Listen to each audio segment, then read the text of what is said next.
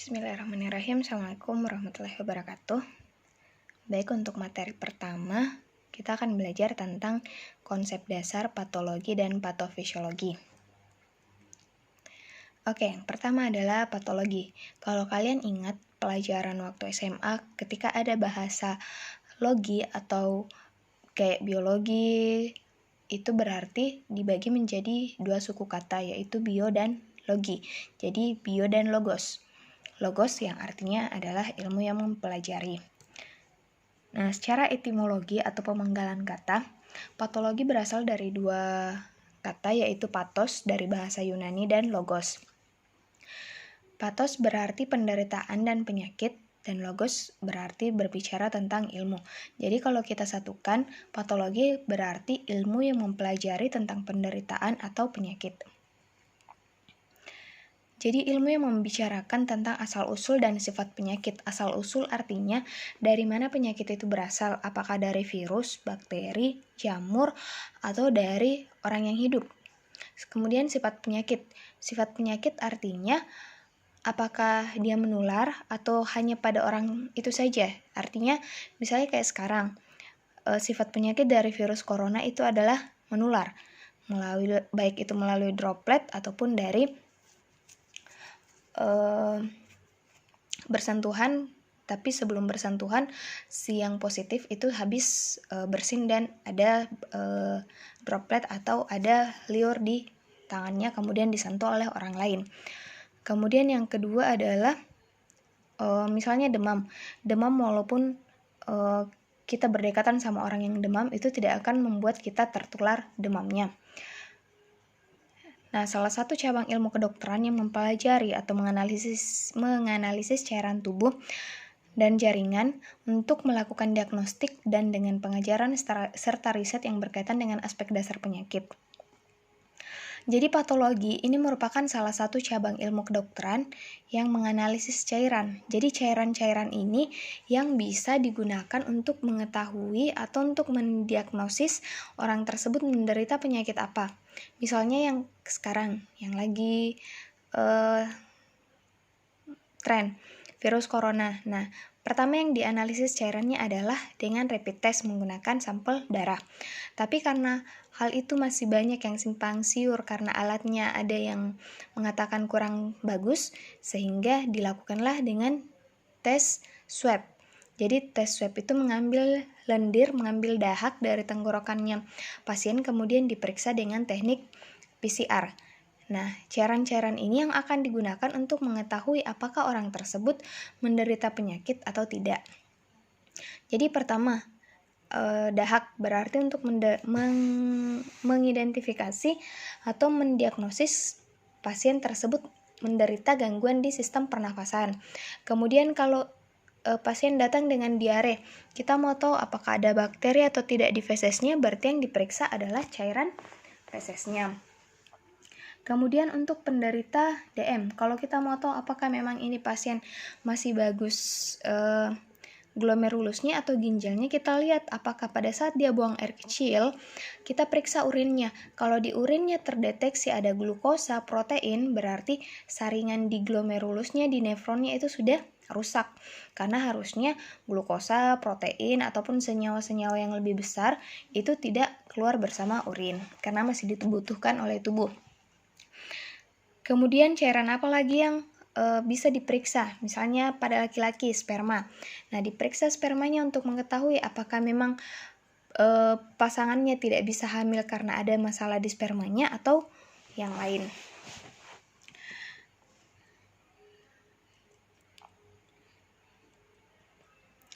Jadi tujuan utama untuk mengidentifikasi sebab suatu penyakit, karena penyakit itu tidak terjadi tanpa adanya penyebab. Kemudian untuk program pencegahan suatu penyakit. Jadi kalau ditahu bahwa pasien ini dia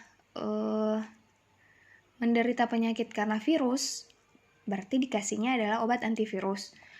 Dikasihnya vaksin. Jadi kalau misalnya pasiennya penyakitnya karena jamur, berarti harus dikasih juga obat antifungnya atau yang berhubungan yang bisa membasmi jamur.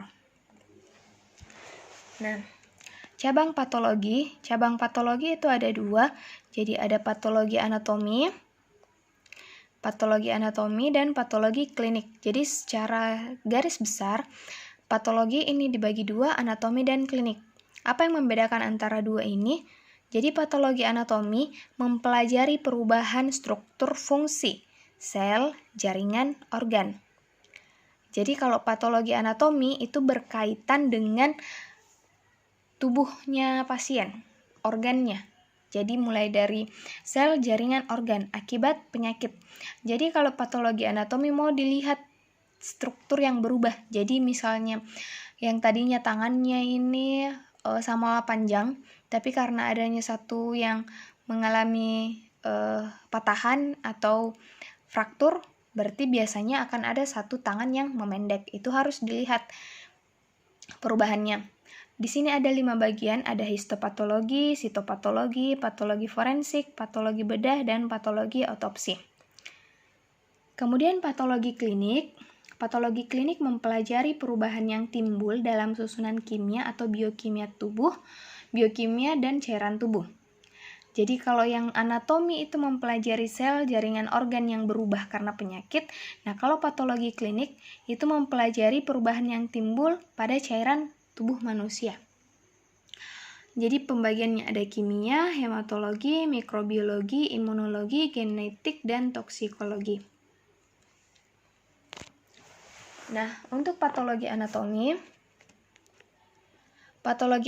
terbagi menjadi 5 cabang. Jadi ada histopatologi, sitopatologi, patologi forensik, patologi bedah, dan patologi otopsi. Histo itu artinya jaringan. Jadi kalau ada bahasanya histo, berarti histo itu artinya jaringan.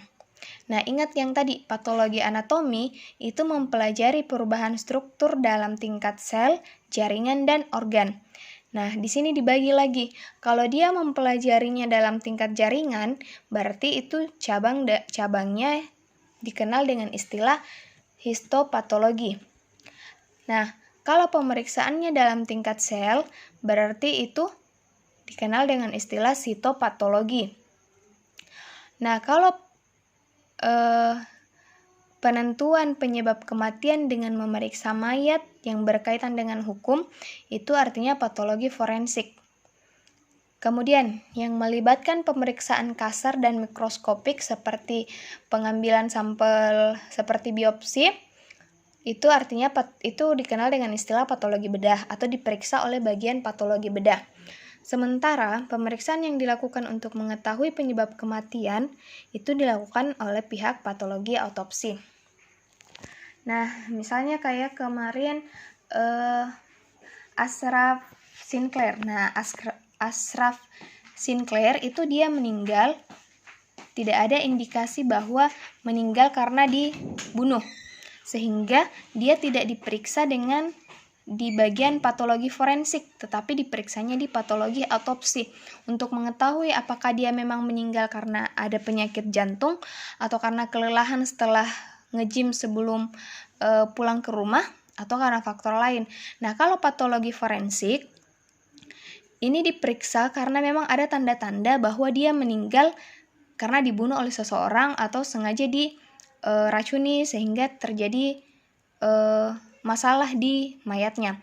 Nah, biasanya kalau patologi forensik itu terdapat di rumah sakit kepolisian. Misalnya Rumah Sakit Bayangkara itu harus ada patologi forensik karena itu ada kaitannya dengan hukum.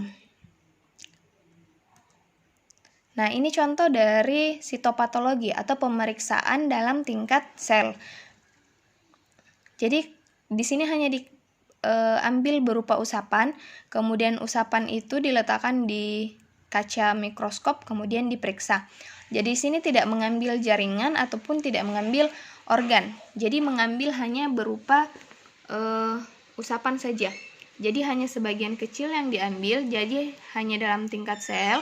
Kemudian diperiksa untuk mengetahui apakah dia berupa sel kanker atau masih tumor. Selanjutnya adalah patologi klinik. Nah, kalau patologi klinik, ingat dia hanya mempelajari perubahan di cairan tubuh. Jadi pertama, kimia klinik. Jadi kimia klinik itu mempelajari tentang unsur kimia yang ada di dalam darah, seperti glukosa, kolesterol, asam urat, hemoglobin, dan lain-lain. Jadi kalau kimia klinik itu tidak mempelajari tentang jumlah darahnya, tapi apa yang ada di sekitar darah. Jadi glukosa, kolesterol, asam urat, hemoglobin itu dalam cakupan kimia klinik. Sementara kalau hematologi, ini kita lihat bahasa dasarnya ada hem, artinya darah. Dia mempelajari dan memeriksa tentang sel darah. Sel darah itu mulai dari eritrosit, leukosit, trombosit, plasma darah, itu dipelajarinya di hematologi. Jumlah, apakah jumlahnya normal, berlebih, atau anemia, atau mengalami leukemia, itu dipelajarinya di hematologi. Bentuk, apakah bentuknya bulat utuh, atau ternyata bulan sabit. Sehingga itu akan mempengaruhi bagaimana kadar hemoglobin dalam darah. Jadi kalau dipelajari di hematologi ada yang bermasalah, itu akan mempengaruhi di kimia kliniknya juga, terutama di Hb. Karena kalau jumlah sel darah merahnya berkurang di hematologi, berarti itu akan mempengaruhi jumlah Hb.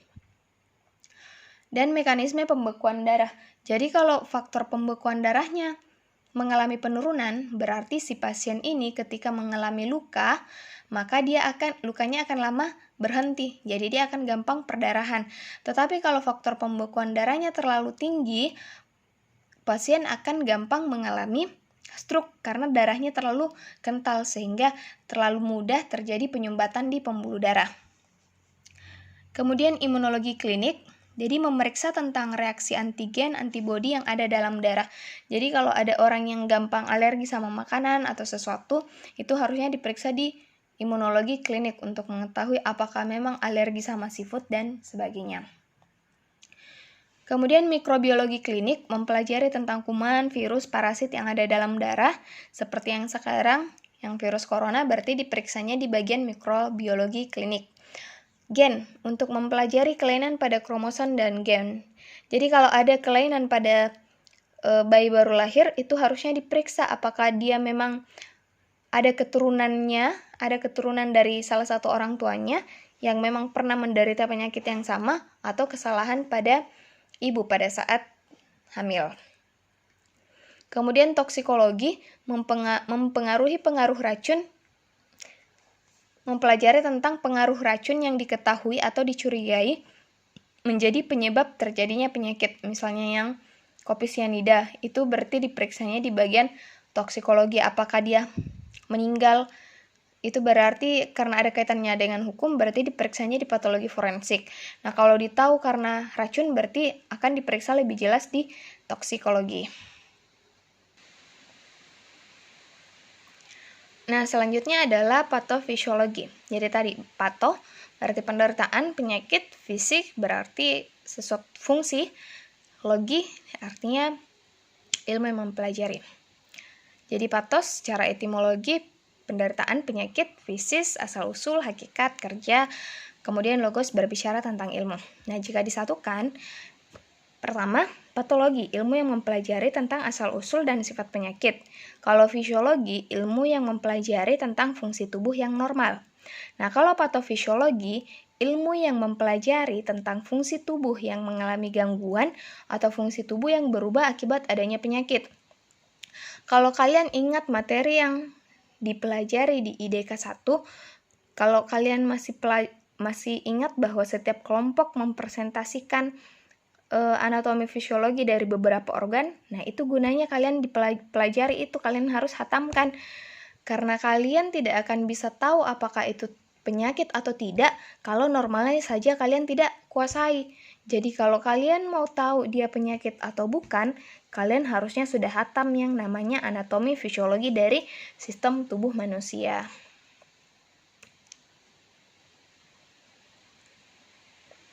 Tujuan utama untuk mengidentifikasi sebab suatu penyakit yang menyebabkan terjadinya perubahan fungsi yang tadinya masih normal menjadi abnormal. Jadi kalau kalian tahu bahwa ternyata kalau kita batuk, itu berarti tubuh kita lagi mengeluarkan benda asing yang berhasil masuk. Nah, kalau kita batuk-batuk dalam jangka waktu yang lama, nah berarti kita harus ingat bahwa kayaknya ini tidak normal. Kenapa tidak normal? Berarti terlalu banyak benda asing, terlalu banyak virus yang masuk, sehingga tubuhku berusaha mengeluarkan dalam waktu yang lama, seperti itu. Nah, apakah penyakit itu? Jadi penyakit adalah suatu kondisi di mana terdapat keadaan tubuh yang abnormal yang menyebabkan hilangnya kondisi normal yang sehat. Jadi yang tadinya normal menjadi abnormal. Oke, karakteristik. Apa itu karakteristik? Jadi karakteristik penyakit itu ada 4. Artinya dikatakan suatu penyakit ketika ada bagian dari ini semua. Jadi pertama, etiologi, penyebab. Penyakit itu tidak akan terjadi kalau tidak ada yang menyebabkan. Kemudian ada patogenesis. Jadi penyakit itu ada proses perjalanannya sehingga akan menimbulkan sakit. Kemudian komplikasi. Jadi komplikasi itu bisa terjadi ketika penyakit itu dicuekin atau tidak dihiraukan, tidak ditangani dengan baik sehingga muncullah penyakit baru. Kemudian prognosis itu artinya ada perbedaan dari penyakit itu, dia akan gampang sembuh atau tidak. Pertama, etiologi, suatu agen primer yang bertanggung jawab untuk memulai proses selanjutnya yang menghasilkan sakit, atau bahasa sederhananya adalah penyebab. Di sini ada biologi, fisik, kimia, genetika. Biologi berarti berasal dari sesuatu yang hidup. Bakteri, virus, jamur, dan lain-lain di sini bisa kalian masukkan laki-laki atau perempuan, karena bisa saja kalian bisa sakit hati karena laki-laki atau perempuan. Oke, yang kedua, fisik. Fisik artinya sesuatu yang bersentuhan langsung dengan tubuh. Jadi kalau trauma di sini bukan trauma karena kalian tidak mau lagi menjalin hubungan karena pernah trauma, pernah sakit hati, itu tidak termasuk dalam hal ini. Jadi trauma fisik artinya kalian terbentur yang jelasnya sesuatu tersebut menyebabkan luka di badannya kalian. Kemudian luka bakar, radiasi, dan lain-lain. Kimia, racun, alkohol, air keras. Genetika, DM. Jadi DM itu bisa menurun sehingga kalau misalnya ada orang yang DM harus diabetes mellitus harus diidentifikasi apakah ada orang sebelumnya yang pernah juga menderita. Hemofilia itu kelainan bentuk darah. Kemudian alopecia adalah suatu kelainan di mana tidak tumbuhnya rambut atau sulit tumbuh rambut. Yang kedua, patogenesis.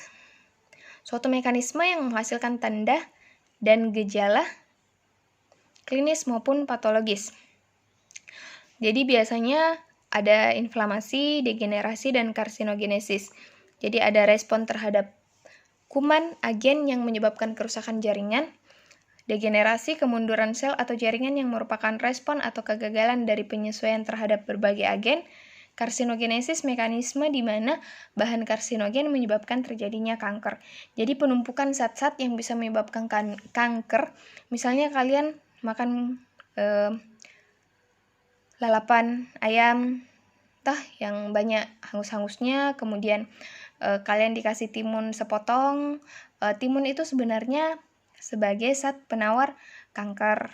Artinya dia akan menghalangi supaya pertumbuhan kanker itu tidak cepat. Nah, yang jadi masalah adalah ketika kalian makan ayamnya yang ukurannya besar sementara timunnya hanya 1 potong, itu akan kecil kemungkinannya dia bisa berjuang melawan zat karsinogen yang ada di makanannya kalian. Kemudian komplikasi. Penyakit dapat lama, efek sekunder yang dapat menyebabkan komplikasi yang menyebabkan terjadinya kelainan bentuk. Jadi DM bisa menyebabkan retinapati atau kelainan pada penglihatan, neuropati, sarafnya akan bermasalah, nefropati berarti ginjalnya akan mengalami kerusakan.